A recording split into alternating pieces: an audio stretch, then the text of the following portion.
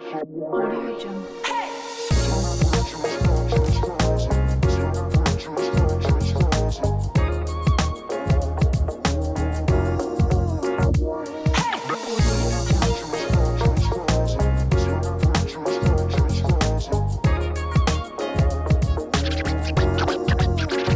Audio Jungle.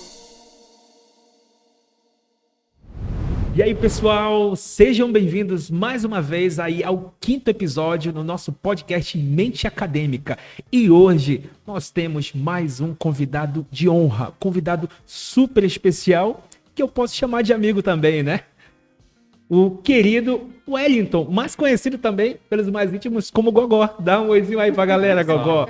Gente, deixa eu apresentar esse grande homem aqui pra vocês. O Wellington nada mais é do que graduado em História pela Universidade Estadual de Maringá, mestre em História pelo Programa de Pós-Graduação em História da Universidade Estadual de Maringá, doutor em História e Filosofia das Ciências pelo Departamento de História e Filosofia das Ciências da Universidade de Lisboa, atua como professor adjunto da Universidade Federal do Amazonas, professor e colaborador do mestrado, do programa de mestrado de pós-graduação de História da Universidade Federal do Amazonas, coordenador do curso de História. Ixi, respira. Esse é o Wellington, eu sou só o Said, tá? Eu sou só o Said. Wellington, seja muito bem-vindo aí, de verdade. É uma honra que você, assim, tenha aceitado nosso convite. Imagina, a honra e a alegria toda minha. Obrigado pelo convite. Enfim, espero que seja bacana aqui, tanto para vocês quanto para mim, né? Como já está sendo para mim, aliás. Com toda certeza vai ser. E deixa eu me apresentar, meu nome é Said, acadêmico de psicologia aí do 10º período.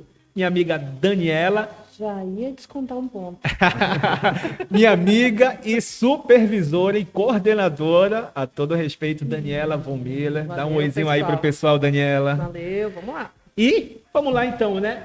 Wellington, eu te convidei aqui justamente porque eu já conheço um pouco da tua história, né? Você veio do sul, diretamente lá do extremo do Brasil pro norte. Me conta, cara, por que o norte? Por que o Amazonas, assim? Ah, é uma felicidade, na verdade, estar aqui. Eu gosto muito do Amazonas. Eu vim porque eu prestei um concurso para professor de História Moderna da Universidade Federal do Amazonas. E é a minha área de pesquisa. Quando abri o concurso, eu não pensei duas vezes. E, poxa, quando passei, foi uma das maiores felicidades da minha vida. Nossa. Daí, prestei em 2019 e fui chamado finalmente em 2021. Mas deixou muita coisa pra trás, eu Deixa- imagino, né? Tinha uma vida para trás, né? Mas- Casa, cachorro, gato, periquito, amigos. né? Com toda certeza, e diante de tudo isso, eu imagino assim que foi uma mudança com muitas adaptações, né, Wellington? Porque você tinha casa, e lá no sul, eu não conheço o sul, mas a gente imagina que seja muito frio, né, pelo que eu vejo na televisão, né? E veio pós-notícias da pandemia. Coragem. Exatamente. Eu cheguei assim com medo, né? Com máscara, mas desde então a coisa evoluiu melhor, né? Tanto que a gente Claro. tá agora sem máscara, ainda bem. Tomei hoje minha bivalente. Ah, né? que bom, Recomendo então. que todo mundo que tá vendo o podcast vá, tão ambivalente, importante pra gente continuar nessa situação de segurança que estamos agora. Prevenção sempre. E, inclusive, eu queria saber, pra gente começar esse papo, Wellington, qual foi, assim, a tua maior motivação? Tua maior motivação para sair de lá? Foi fácil para ti fazer toda essa mudança? Sair lá do sul, onde tu tinha toda uma vida, e vir para cá começar uma nova vida? Eu era professor lá de uma instituição de ensino superior, a Unespar, Universidade Estadual do Paraná, mas eu era professor contratado, seletista, passei num processo, um curso assim. De pra universidade, 2 anos. né? Isso, por 2 anos. Fiquei lá 3 anos e meio, porque passei 2 vezes nesse concurso, mas era, enfim, tinha um tempo e eu procurava um local onde eu pudesse me inserir mais profundamente na vida acadêmica, pudesse fazer parte de um programa quando faço, e estava de olho nesses concursos. Quando abriu o da UFAM, já na hora estudei, vim para cá, fiquei feliz que passei. Então, a maior motivação, com certeza, ela está ligada à minha vida acadêmica. Agora, sobre facilidade, dificuldade, foi difícil os primeiros momentos, mas uma coisa eu acho que é claro para todo mundo que vem para cá, Manaus é uma cidade que acolhe muito bem todo mundo. Né? O manauara, de maneira geral, ele é muito solícito, muito alegre, então tem me sentido em casa desde então e já não pretendo voltar mais. Inclusive, a gente já entrevistou algumas pessoas aqui do sul, né? O nosso primeiro entrevistado. Um abraço aí, Rubão. Eu fiz a mesma pergunta para ele e vou te fazer. Lá, você tinha a visão que muita gente do Sul tem? E eu vou ser bem grosseiro em falar que muita gente acha que aqui no Norte, no Amazonas especificamente, tem jacaré que anda na rua, tem índio que vive nas tocas, na cidade. Tu tinha essa visão? Não. Assim, do Amazonas? O que que tu achavas que era o Amazonas? Porque tu, como historiador, já sabia, né? Mas como pessoa, o que que tu achava? Não, eu não tinha dimensão do que era Manaus. Manaus é uma cidade cosmopolita, mais de 2 milhões de habitantes, uma cidade com uma vida cultural efervescente. Eu não tinha dimensão disso. Eu sabia que era uma grande metrópole, que era uma cidade encravada no meio de uma floresta, mas desde então tem sido uma surpresa ver como Manaus é uma cidade inserida globalmente, né? A gente está tendo agora o Festival de Ópera de Manaus, vem o maior festival da América Latina. Que, inclusive, eu cantei por 3 anos, hein? Vem, enfim, shows variados, peças de teatro variadas. É uma cidade global, de fato. Então, Com toda certeza. Inclusive, tu falou que é uma efervescência de cultura, né? O que mais te chamou a atenção na cultura? O que é mais diferente da cultura lá e da cultura daqui? o boi caprichoso, o boi garantido, sem dúvida E por que alguma. tu citou o boi caprichoso em primeiro? Porque eu sou caprichoso. Meu boi Vamos estrelado. acabar essa entrevista agora. Foi essa. Bom, além do boi bumbá, que não é bem de Manaus, é do Amazonas, né? De Parintins, mais propriamente. Eu fiquei surpreso, assim, como tem samba na cidade e como a cultura local ela é sempre muito elevada pelas pessoas, gostam muito dos autores daqui, Milton Ratum, por exemplo, né? Como ele é quase um deus na cidade, então tem sido muito, muito interessante. Inclusive, você falou em samba, né? Deixa eu falar pra vocês como eu conheci essa figura, esse grande homem. Ele é casado com uma grande amiga minha, Rafaela. Manda um oizinho aí pra Rafaela. Rafa. Que ele achou que ela não estaria aqui. Mas, obviamente, eu disse pra ele que eu sou um cara que surpreende as pessoas. Rafaela, entra aí pra gente, vai. Não, ela não vai entrar. Mas ela vai estar aqui, olha, presente por fotos. Essa é a Rafaela, que já vai ficar com um presentinho para você. Obrigado. E ela vai estar aqui conosco a entrevista toda. E eu adoraria que ela estivesse aqui Pois com a é. gente. Rafaela. Mas O público tá perdendo, porque a Rafaela é muito melhor que eu em vários pontos, né? A Rafaela foi estagiária do NUAP mês passado, né? e se formou aqui na Ubra Manaus e hoje é psicóloga também, né? Graças a Deus.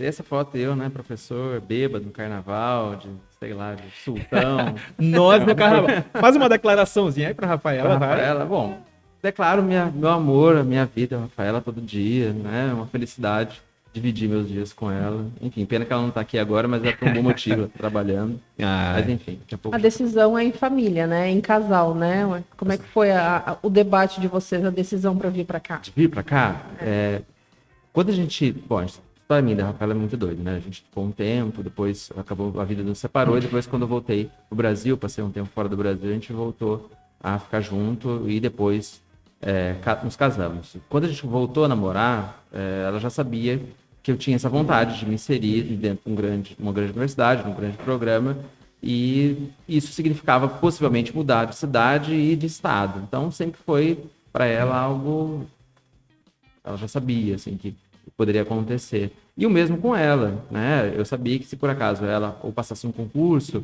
ou passasse um programa de pós-graduação, mestrado, doutorado em outra cidade, eu iria com ela. Então, um compacto nosso, né? Um acompanharia o outro. Como ainda é, né? Se ela precisar sair, eu vejo o que vou fazer aqui e vou com ela. Com certeza. E ela topou de primeira, porque pelo que eu conheço a Rafaela, ela embrasa nas loucuras, né? Ela gostou muito. Eu acho que ela se adaptou ainda mais rápido do que eu. Né? Ela fez um grupo de amigos muito rápido, ela gosta muito da cidade, então... Com toda certeza. O Wellington, eu digo assim que a Rafaela completa o Wellington porque ela é mais agitada e ele é esse ser humano calminho aí, né? Dizem que os opostos se atraem, mas eu acredito que os semelhantes também se atraem, né?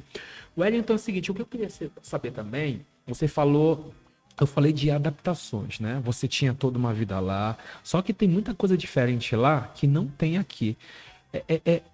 O que foi mais difícil para tu se adaptar? Porque, por exemplo, eu falei do clima, né? Do clima lá é bem friozinho onde que tu moravas, né? E aqui já tem é um clima mais tropical, né? Você vê assim que é um sol de 40 graus para cada manauara. O que mais tu estranhou em toda essa mudança aí de adaptação, cara? Acho que o clima todo mundo fala do sul, né? Mas eu acho que o meu não foi tanto o clima, porque a região onde eu moro, eu sou original, é do norte do Paraná. Então é o norte da região sul. Já é um clima de transição ali para o sudeste. Ele é um clima quente, lógico. Eu estou no inverno, são mais temperados. No inverno, às vezes, consegue ser bem rigoroso, mas não é tão frio assim. O calor, eu estranhei, mas não foi na mesma proporção do que, às vezes, os colegas do Rio Grande do Sul, da Serra Catarinense. O que eu mais estranhei, na verdade, é a alimentação. Lá a gente tinha uma alimentação um pouco diferente do que aqui. Eu suponho que tu estranhou a farinha. Exatamente. Hoje você é um comedor de jaraqui com farinha? Eu gosto muito. Ah, que legal. Então aqui a gente come, eu e a Rafaela, mas a gente come muito mais peixe, a gente come muito mais farinha. Comemos menos legumes, porque lá a gente tinha uma oferta maior de legumes e folhas, né? Alface, couve. Aqui tem menos, obviamente, pelo clima. Eu acho que a alimentação foi o que eu mais estranhei. Mas não foi sair, assim, algo impeditivo, que me impossibilitou de ficar aqui, ou que eu chorei de saudades. Foi uma adaptação. Acho que tudo na vida nós nos adaptamos, temos que ser flexíveis. E também não é uma adaptação ruim, né? Comer jaraqui, farinha ou arini não é um problema.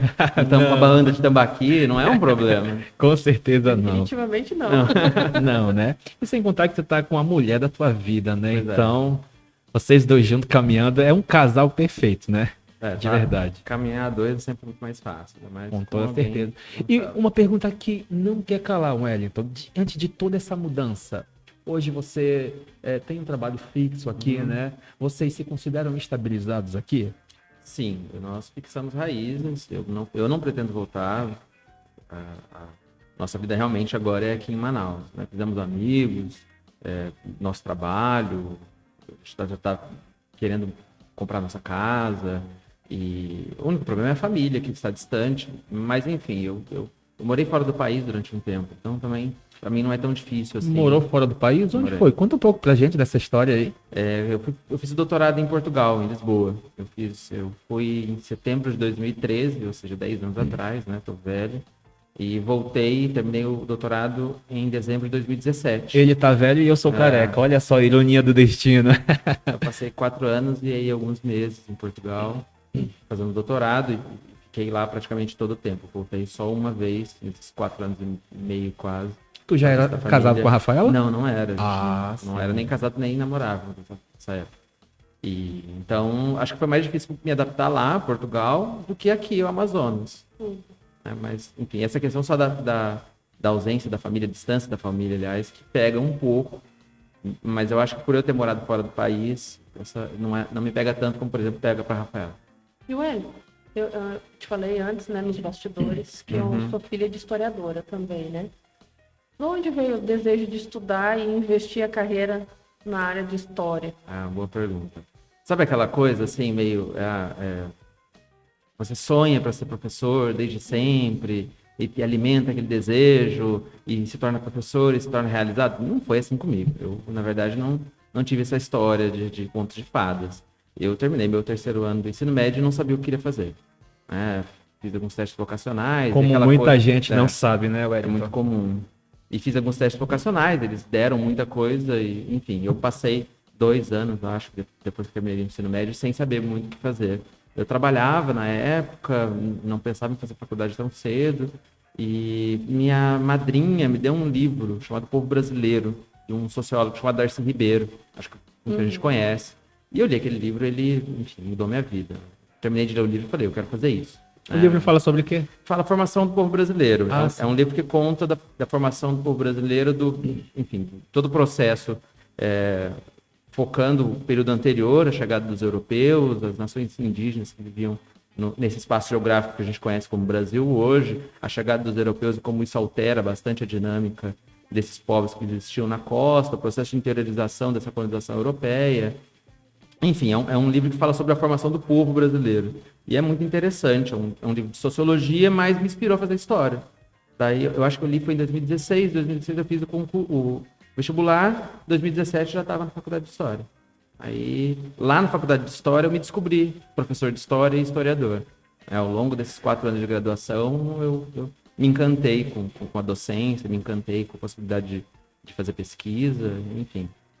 Não é uma história... Amor à primeira vista. E as tuas pesquisas são em que área? Eu trabalho com história da medicina, majoritariamente. Né? Eu fiz um mestrado sobre descrições do mundo natural, dos que os portugueses fizeram no século XVI, no Brasil, e o meu doutorado foi sobre a circulação de plantas medicinais na Europa que vieram do Brasil, que são do Brasil. Né? São livros, principalmente livros de farmácia, de medicina portugueses do século XVIII, que tratam sobre plantas medicinais brasileiras. Daí, desde então, as minhas pesquisas, ainda que elas mudem assim, pontualmente, elas falam sobre a história da medicina e o uso dessas plantas, desses animais. Prato cheio, então, né? Pois é. Nossa, por isso que a Rafaela se apaixonou por esse homem. Tirem o olho, meninas. Que bom, Wellington. E assim, verdadeiro ou falso? Quem come jaraqui não quer mais sair daqui. Verdadeiro. E assim, diante de todo esse contexto, você chegou no doutorado, né? Muita gente sequer consegue chegar na graduação, passar, fazer uma especialização ou chegar no mestrado. Gente desiste no meio do caminho. E assim, tu acha que tu já chegou no ápice do sucesso ou tu ainda tem alguma pretensão?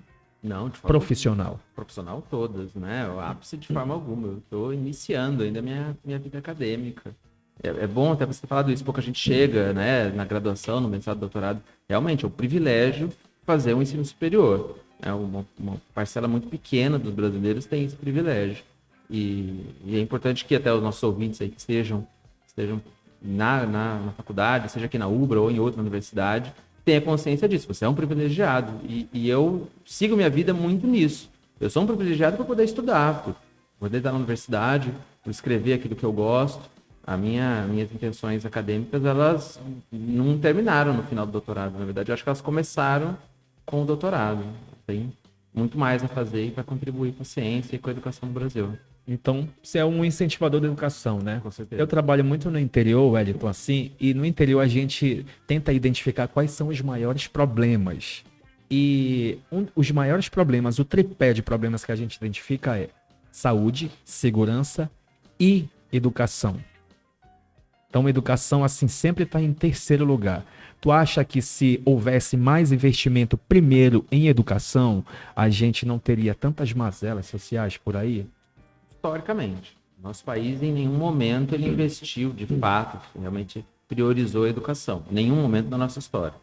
E tu acha que tudo que acontece de ruim é reflexo da falta de investimento na educação? Acho que são vários motivos, mas um dos motivos é esse. A gente tem um desprestígio da educação em todos os campos, né? Não só orçamentário, mas também na posição que o professor tem na sociedade, no que a escola representa dentro da comunidade, no que a universidade ela, às vezes se propõe a fazer. Seria interessante que a sociedade, o Estado, voltasse uma atenção maior para a educação. Não só orçamentária. Orçamentária é um dos problemas, mas não só isso. Infelizmente, a gente percebe, às vezes, que a escola é colocada como um local que as crianças vão, de vez em quando, durante metade do dia, e voltam. Quando deveria ser a segunda casa de toda criança, todo adolescente. O professor, às vezes, quando, por exemplo, alguém passa em medicina, medicina, que ótimo, passou em medicina, direito, direito, você vai ser um doutor, passa um bacharel em história, geografia, tudo bem, poxa, acho que não deveria ser assim. E cabe a nós, a nossa geração agora, tentar mudar isso. Eu lá com os meus alunos coloco isso muito em pauta, né? Uma vida dedicada ao ensino, uma vida dedicada à docência, é uma vida que por si só já é válida, já merece todos os louros. A gente tem que ter orgulho de ser professor. Sabe o que eu queria saber muito também, Wellington? Assim, você veio para cá e a gente percebe que Manaus, às vezes, se tornou um pouco de celeiro de oportunidades. A gente percebe, e eu vou ser bem abusado em utilizar essa palavra historicamente. Eu posso até estar errado, mas a gente percebe uma demanda grande de pessoas do Nordeste, cearenses. E atualmente a gente vê muitos venezuelanos, pessoas do Sul. Nós temos no centro da cidade muitos japoneses, chineses, coreanos, haitianos, por conta de tudo que aconteceu naquele país. Você acha que, de fato, Manaus é um celeiro de oportunidade ou é porque muita gente fala e é verdade que a amazonense é um pouco preguiçoso? Não, de forma alguma. É a história de Manaus, né? Essa é a história de Manaus. Manaus passa por momentos assim, de expansão demográfica ao longo da sua história. Se a gente for pegar o último século, né, os últimos 100, 120 anos, isso aconteceu primeiro com a borracha, o ciclo da borracha, onde tem uma vinda expressiva de brasileiros, principalmente do Nordeste, para cá.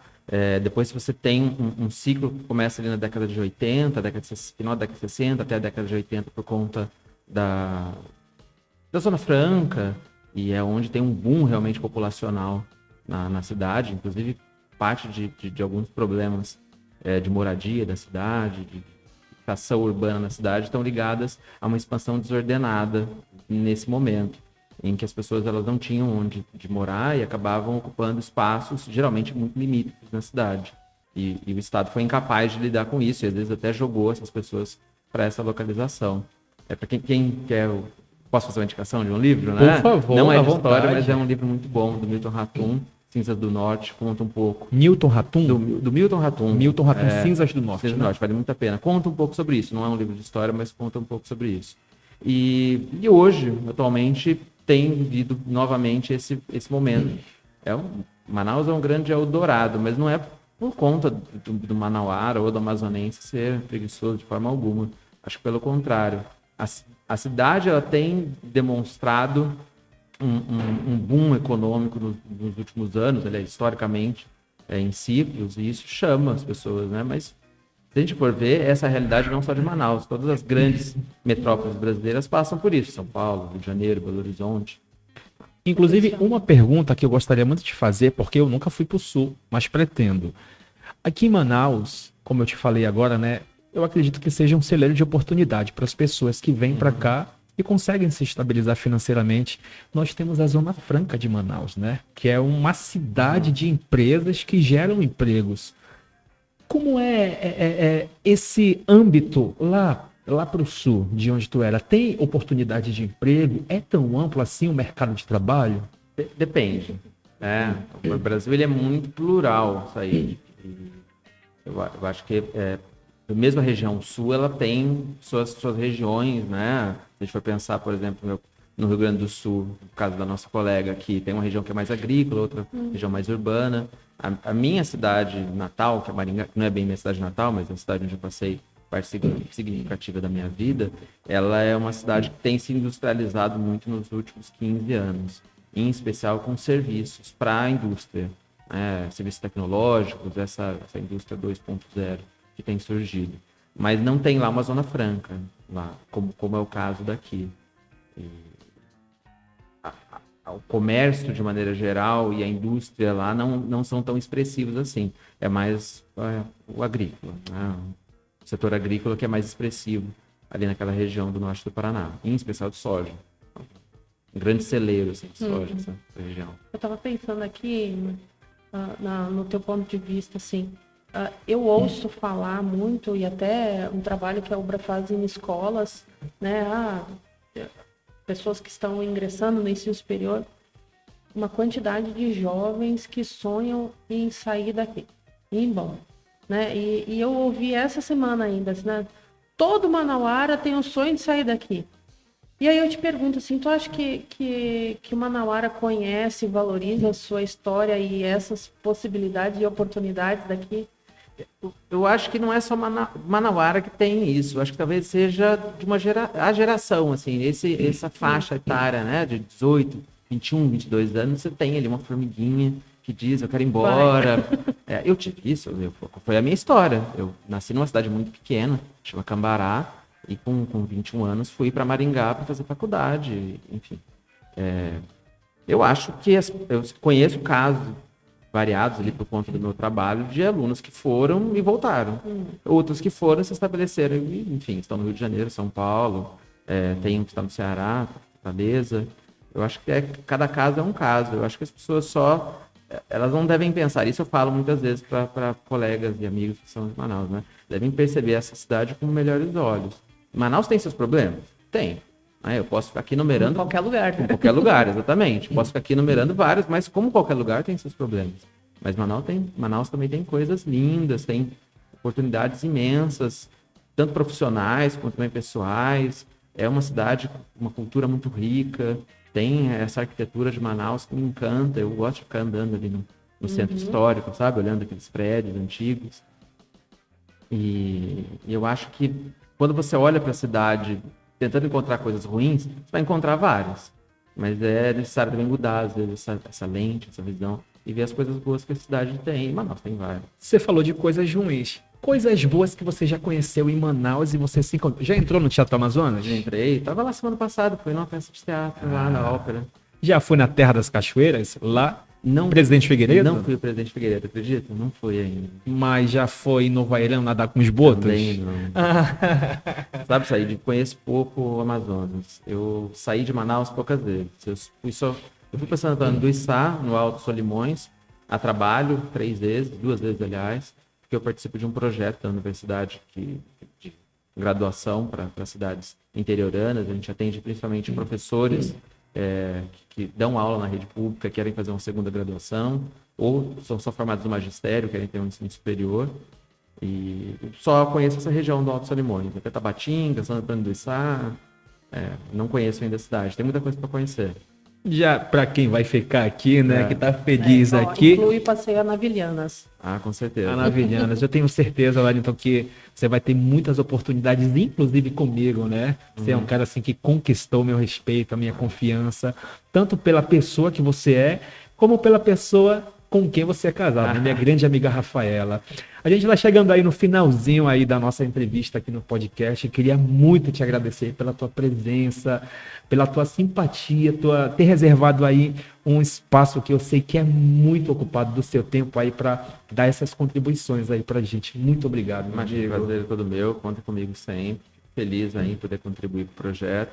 Faço votos, né, que ele continue, persista aí ao longo dos anos, que eu acho muito bacana esse canal de comunicação da UBRA com as universidades, outras universidades, enfim, a população de maneira geral de Manaus. E a gente tem uma ideia, assim, Wellington, de trazer assuntos ligados à comunidade acadêmica, mas também ligados à saúde mental, né? Então, a gente vai entre esses assuntos. E nesse sentido, a gente pensa que estudar contribui para a saúde mental também. Muito.